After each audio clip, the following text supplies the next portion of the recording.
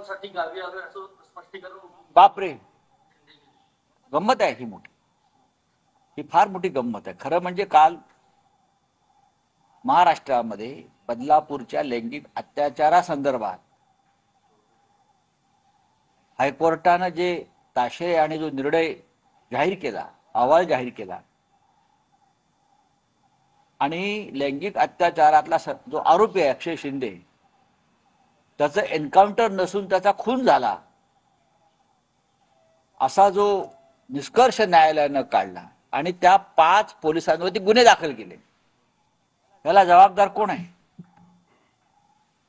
माझं असं म्हणणं आहे की लैंगिक अत्याचार करणाऱ्यांना शासन व्हायला पाहिजे, कठोर शासन व्हायला पाहिजे.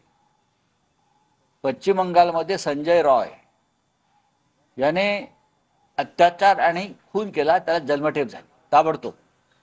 न्यायालयाने निकाल दिले, फास्ट ट्रॅक कोर्टावर चालला. त्याला आता फाशीची शिक्षा व्हावी म्हणून ममता बॅनर्जींचं सरकार हे वरच्या कोर्टात चाललेलं आहे. या संदर्भात सुद्धा हे करता आलं असतं. ताबडतोब फास्ट ट्रॅक खटला चालवून या संदर्भात संबंधित आरोपीला कठोर शिक्षा, जन्मठेप, फाशी जी का असेल ती, हे देणं सहज शक्य होतं. पण त्या आरोपीचं खोटे एन्काउंटर केलं का?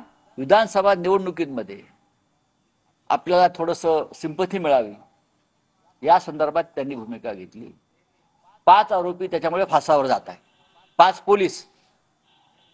5 पोलिसांना फासावर लटकवण्याचं काम त्यावेळेला कोणी केलं? या संदर्भात खरं तर गृहमंत्री तेव्हाचे जे होते त्यांनी भूमिका स्पष्ट केली पाहिजे. तुम्ही अंधारात होताच का? माझं म्हणणं आहे गृहमंत्र्यांना, या संदर्भात तुम्ही अंधारात होता, नंबर 1. आणि या 5 पोलिसांनी वरिष्ठांच्या परवानगीशिवाय हे हत्याकांड केलं का? मग पोलीस आयुक्त त्यावेळेचे कोण आहेत? त्यांना गुन्हेगार ठरवायला पाहिजे, त्यांच्या सुद्धा गुन्हा दाखल पाहिजे. याशिवाय त्यावेळेचे तेव्हाचे पालकमंत्री जिल्ह्याचे कोण होते? जे राज्याचे मुख्यमंत्री होते आणि तेच ठाण्याचे पालकमंत्री होते. त्यांच्या परवानगीशिवाय हे हत्याकांड झालं का? जर झाला असेल तर पालकमंत्र्यावर सुद्धा हा गुन्हा दाखल केला पाहिजे, ही आमची भूमिका आहे. अक्षय शिंदे याची हत्या झाली किंवा त्याला एन्काउंटर केल्याचं दुःख नाही, आपण जनतेने घडवून लोकांना फसवण्याचा प्रयत्न झाला महाराष्ट्राच्या जनतेला. मग जर तुम्हाला एवढीच चिंता आहे आणि आम्ही हे नराधाम खतम करू, मग त्याच भागामध्ये विशाल गवळी नावाच्या एका गुन्हेगारानं एका मुलीचा तिच्यावर लैंगिक शोषण करून तिचा खून केला, तर त्याचं एन्काउंटर का नाही केलं? तुमच्याच जिल्ह्यात काही निवडणुका होऊन गेल्या होत्या, त्याचं एन्काउंटर का नाही केलं?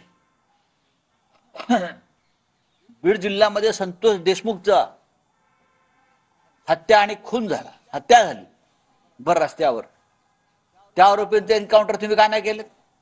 मग अशा प्रकारे खून करणाऱ्या, अत्याचार करणाऱ्या प्रत्येकाला तुम्ही तोच न्याय दिला पाहिजे.